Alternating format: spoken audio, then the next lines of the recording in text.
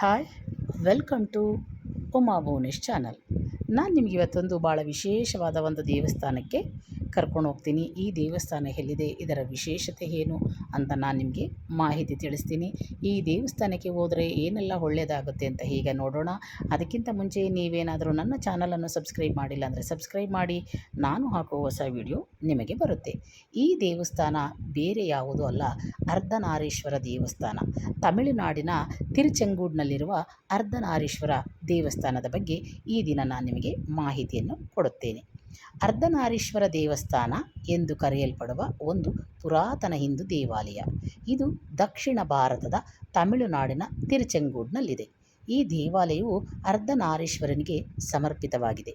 ಇದು ಹಿಂದೂ ದೇವತೆಯಾದ ಶಿವನ ರೂಪವಾಗಿದ್ದು ಅವನ ಪತ್ನಿ ಪಾರ್ವತಿಯೊಂದಿಗೆ ಸಂಯೋಜಿಸಲ್ಪಟ್ಟಿದೆ. ದೇವಸ್ಥಾನದ ಇತಿಹಾಸ ನೋಡೋದಾದರೆ ಇದು ಶೈವ ಸಂತರ ತೇವರಂ ಸ್ತೋತ್ರಗಳಲ್ಲಿ ಪ್ರಶಂಸಿಸಲ್ಪಟ್ಟ ದೇವಾಲಯಗಳಲ್ಲಿ ಒಂದಾಗಿದೆ. ದೇವಾಲಯವನ್ನು ಆಚರಿಸುವ ಸ್ತೋತ್ರಗಳನ್ನು ರಚಿಸಿದ್ದಾರೆ. ಪ್ರಾಚೀನ ಕೃತಿ ಶೀಲಪತಿಕಾರಂನಲ್ಲಿ ಈ ಸ್ಥಳವನ್ನು ನೇಡು ವೆಲ್ಕುಂಡ್ರು ಎಂಬ ಹೆಸರಿನಿಂದ ಉಲ್ಲೇಖಿಸಲಾಗಿದೆ.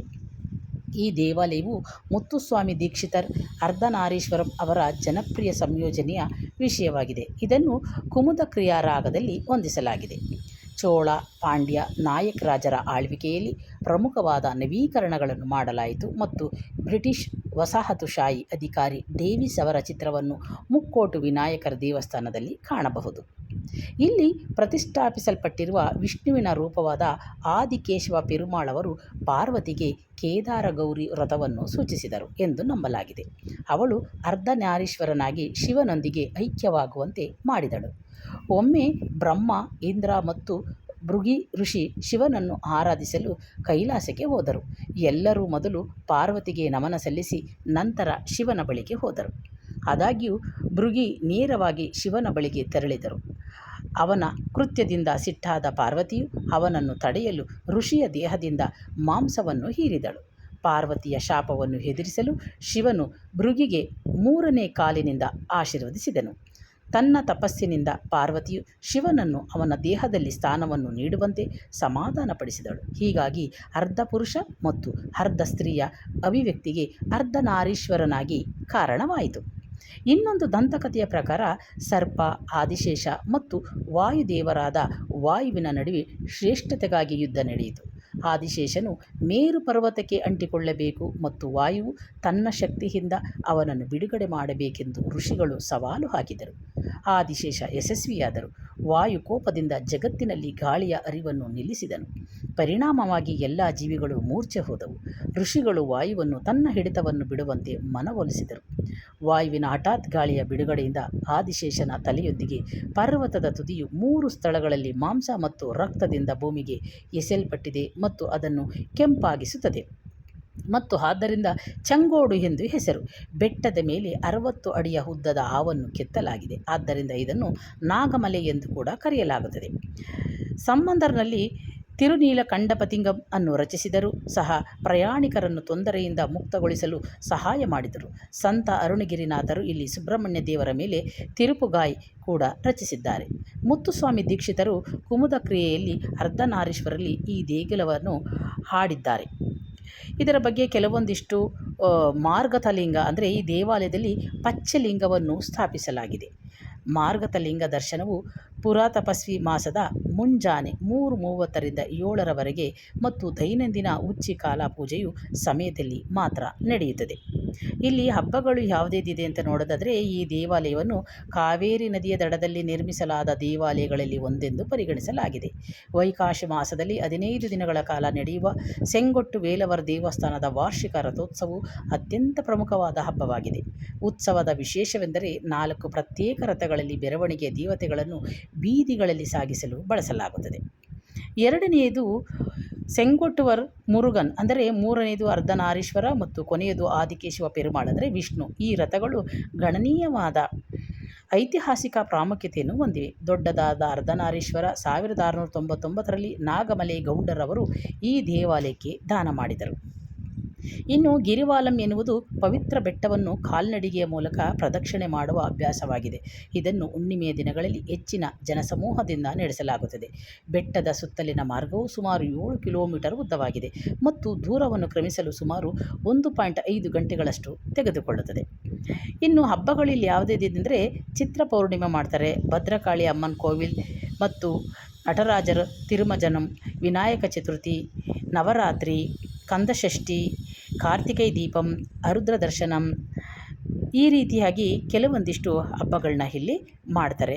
ಹಾಗಾಗಿ ಈ ದೇವಸ್ಥಾನಕ್ಕೆ ಹೋದರೆ ನಿಮಗೆ ಏನು ಒಳ್ಳೆಯದಾಗುತ್ತೆ ಅಂತ ನೋಡೋದಾದರೆ, ಯಾರಿಗೆ ಮದುವೆ ಆಗಿಲ್ಲ ಅವರು ಈ ದೇವಸ್ಥಾನಕ್ಕೆ ಹೋಗಿ ಕೆಲವೊಂದು ಪೂಜೆಗಳನ್ನು ಅಲ್ಲಿ ನೆರವೇರಿಸಿದರೆ ಖಂಡಿತ ಅವರಿಗೆ ಮದುವೆಯಾಗುತ್ತೆ ಅಂತ ಹೇಳಿ ಒಂದು ಅಭಿಪ್ರಾಯ ಇದೆ. ಹಾಗಾಗಿ ತುಂಬ ಜನ ಮದುವೆ ಆಗದಿರುವಂಥ ಹುಡುಗ ಹುಡುಗಿಯರು ಈ ದೇವಸ್ಥಾನಕ್ಕೆ ಹೆಚ್ಚು ಭೇಟಿ ನೀಡ್ತಾರೆ. ನಿಮಗೆ ಏನಾದರೂ ಮದುವೆ ಆಗಿಲ್ಲ ಅಂದರೆ, ಮದುವೆ ವಿಳಂಬ ಆಗ್ತಿದೆ ಅಂದರೆ, ಅಥವಾ ನಿಮ್ಗೆ ಏನಾದರೂ ಮದುವೆ ಆಗೋಕ್ಕೆ ತೊಂದರೆ ಆಗ್ತಿದೆ ಅಂದರೆ ಖಂಡಿತ ನೀವು ಈ ದೇವಸ್ಥಾನಕ್ಕೆ ಹೋಗಿ ಅಲ್ಲಿ ಕೆಲವೊಂದಿಷ್ಟು ಪೂಜಾರಿಗಳೇ ನಿಮಗೆ ಒಂದಿಷ್ಟು ಪೂಜೆಯನ್ನು ಮಾಡಿಸ್ತಾರೆ. ಆ ಪೂಜೆ ಆದ ನಂತರ ನಿಮಗೆ ಇಷ್ಟು ದಿನಗಳಾದ ನಂತರ ಮತ್ತೆ ನೀವು ಮದುವೆ ಆದ ನಂತರ ಗಂಡ ಹೆಂಡತಿ ಈ ದೇವಸ್ಥಾನಕ್ಕೆ ಭೇಟಿ ನೀಡಿ ಅಂತ ಹೇಳ್ತಾರೆ.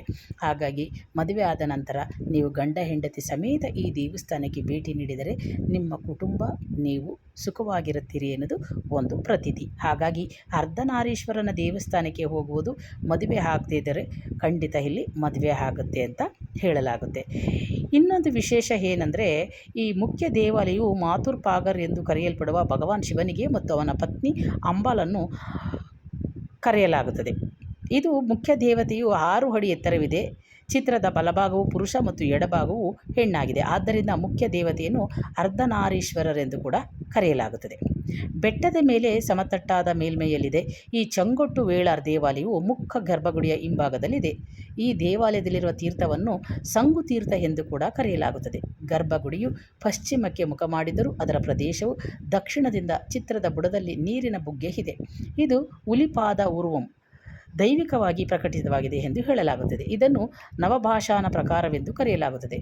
ಮೆಟ್ಟಿಲುಗಳನ್ನು ಇಳಿಸುವ ಜನರು ವಿಶ್ರಾಂತಿ ಪಡೆಯಲು ದಾರಿಯಲ್ಲಿ ಅನೇಕ ಮಂಟಪಗಳಿವೆ. ಚಂಗೊಟ್ಟು ವೇಳಾರ್ ದೇಗುಲದ ಮುಂಭಾಗದಲ್ಲಿರುವ ಮಂಟಪದಲ್ಲಿ ಕಂಡುಬರುವ ಶಿಲ್ಪಿಗಳು ಸಂಕೀರ್ಣವಾದ ವಿನ್ಯಾಸಗಳು, ಕಲಾಕೃತಿಗಳನ್ನು ಹೊಂದಿದೆ. ಮತ್ತು ಈ ದೇವಸ್ಥಾನದ ಒಳಗಡೆ ಒಂದು ವಿಶೇಷ ಅಂದರೆ, ಹಾಗೆ ಹೇಳಿದಾಗೆ ತೀರ್ಥ ಇದೆ. ದೇವರ ಪಾದದ ಕೆಳಗಡೆ ತೀರ್ಥ ನೀರು ಹರಿಯುತ್ತದೆ. ಆದರೆ ಈ ನೀರು ಎಲ್ಲಿಂದ ಬರುತ್ತೆ ಅಂತ ಯಾರಿಗೂ ಕೂಡ ಗೊತ್ತಿಲ್ಲ. ಅಲ್ಲಿ ಬರುವ ನೀರನ್ನು ಭಕ್ತಾದಿಗಳು ತೆಗೆದುಕೊಂಡು ಬಂದು ಪ್ರಸಾದವಾಗಿ ಸೇವಿಸಿದರೆ ಅವರಿಗೆ ಎಲ್ಲ ರೀತಿಯಾಗಿ ಒಳ್ಳೆಯದಾಗುತ್ತೆ ಅಂತ ಕೂಡ ಅಲ್ಲಿನ ಒಂದು ಜನಗಳ ಒಂದು ಅಭಿಪ್ರಾಯ. ಹಾಗಾಗಿ ಆ ತೀರ್ಥವನ್ನು ಎಲ್ಲರೂ ಕೂಡ ತೊಗೊಂಡು ಬರ್ತಾರೆ. ಮತ್ತು ಇನ್ನೊಂದು ವಿಶೇಷ, ಮದುವೆ ಆಗದೇ ಇದ್ದರೂ ಈ ಸ್ಥಳಕ್ಕೆ ಭೇಟಿ ನೀಡಿದರೆ ಮದುವೆ ಆಗ್ತಾರೆ ಅಂತ. ಶಿವ ಮತ್ತು ಪಾರ್ವತಿಯ ಏಕತೆಯನ್ನು ಪ್ರತಿನಿಧಿಸುವ ಶಿವನ 64 ಅಭಿವ್ಯಕ್ತಿಗಳಲ್ಲಿ ಒಂದನ್ನು ಈ ಪೂಜ್ಯ ಬೆಟ್ಟದ ದೇವಾಲಯದಲ್ಲಿ ಪ್ರತಿಷ್ಠಾಪಿಸಲಾಗಿದೆ. ಇದು ಮೋಟಾರು ರಸ್ತೆಯ ಮೂಲಕ ಕೂಡ ಹೋಗಬಹುದು. ಪುರಾತನ ಗೋಡೆಗಳು, ಮಂಟಪಗಳು, ಶಿಲ್ಪಕಲೆ, ಕಂಬಗಳು, ಈ ದೇವಾಲಯವು ಬೆಟ್ಟದ ಮೇಲಿರುವ ವಿಸ್ಮಯವನ್ನು ಹೆಚ್ಚಿಸುತ್ತದೆ. ಗರ್ಭಗುಡಿಯು ಪಶ್ಚಿಮಕ್ಕೆ ಮುಖ ಮಾಡಿದರೂ ಅದರ ಪ್ರವೇಶವು ದಕ್ಷಿಣದಿಂದ ಇದೆ. ಇನ್ನು ಇಲ್ಲಿ ಈ ದೇವಸ್ಥಾನಕ್ಕೆ ಹೋಗೋದು ಯಾವ ರೀತಿಯಾಗಿ ಅಂತ ಹೇಳೋದಾದರೆ, ಈ ದೇವಸ್ಥಾನಕ್ಕೆ ನೀವು ಹೋಗಬೇಕು ಅಂತಂದರೆ ಇದು ನಾಮಕ್ಕಲ್ ಜಿಲ್ಲೆಯಲ್ಲಿದೆ, ತಿರುಚೆಂಗೋಡು. ನೀವು ಸೇಲಮಿಂದಾದರೂ ಹೋಗ್ಬೋದು, ನಾಮಕ್ಕಲ್ಲಿಂದಾದರೂ ಕೂಡ ನೀವು ಹೋಗ್ಬೋದು. ಅದೇ ರೀತಿಯಾಗಿ ಈ ದೇವಸ್ಥಾನಕ್ಕೆ ಹೋಗುವ ಮಾರ್ಗ ಯಾವ ರೀತಿ ಅಂತ ಹೇಳಿದ್ರೆ, ಈ ದೇವಸ್ಥಾನವು ಈ ರೋಡ್ನಿಂದ 35 ಕಿಲೋಮೀಟರ್ ದೂರದಲ್ಲಿದೆ. ಸಂಜೆ 6 ಗಂಟೆಯ ನಂತರ ಈ ದೇವಸ್ಥಾನವನ್ನು ಮುಚ್ಚಲಾಗುತ್ತದೆ. ಬೆಳಗ್ಗೆ 6 ಗಂಟೆಯಿಂದ ಸಂಜೆ 6 ಗಂಟೆಯ ನಂತರ ದೇವಸ್ಥಾನ ಯಾವುದೇ ಕಾರಣಕ್ಕೂ ತೆಗೆದಿರುವುದಿಲ್ಲ. ಹಾಗಾಗಿ ಭಕ್ತಾದಿಗಳು 6 ಗಂಟೆಯ ಒಳಗಡೆ ಈ ದೇವಸ್ಥಾನಕ್ಕೆ ಭೇಟಿ ನೀಡಬೇಕು. ಯಾಕೆಂದರೆ ಇದು ಗಿರಿಧಾಮದಲ್ಲಿ ಇರುವುದರಿಂದ ಬಸ್ಸಿನ ಸೌಕರ್ಯ ಇಲ್ಲ. ಹಾಗಾಗಿ ಬೆಟ್ಟದ ಮೇಲೆ ದೇವಸ್ಥಾನ ಇರುವುದರಿಂದ ಇದನ್ನು 6 ಗಂಟೆಯ ನಂತರ ಮುಚ್ಚಲಾಗುವುದು. ಜೊತೆಗೆ ನೀವು ಸೇಲಮಿಂದ ಕೂಡ ಹೋಗ್ಬೋದು, ಹಾಗೆ ನಾಮಕ್ಕಲ್ಲಿಂದ ಕೂಡ ಇಲ್ಲಿ ಬಸ್ ಕನ್ವೀನಿಯೆಂಟ್ ಇದೆ. ಈ ಬೆಟ್ಟಕ್ಕೆ ಪ್ರತಿ 10 ನಿಮಿಷಕ್ಕೊಮ್ಮೆ ಬಸ್ಸಿನ ಸೌಕರ್ಯ ಇದೆ. ಹಾಗಾಗಿ ಈ ಬೆಟ್ಟಕ್ಕೆ ನೀವು ಖಂಡಿತ ಭೇಟಿ ಕೊಡ್ಬೋದು. ತಿರುಚೆಂಗೂಡಿಗೆ ಯಾರು ಮದುವೆ ಆಗಿಲ್ಲ, ಜೊತೆಗೆ ಏನಾದರೂ ಆರೋಗ್ಯ ಸಮಸ್ಯೆ ಇದ್ದರೆ ಈ ದೇವಸ್ಥಾನಕ್ಕೆ ನೀವು ಭೇಟಿ ನೀಡುವುದರಿಂದ ನಿಮಗೆ ಮದುವೆ ಆಗುತ್ತೆ.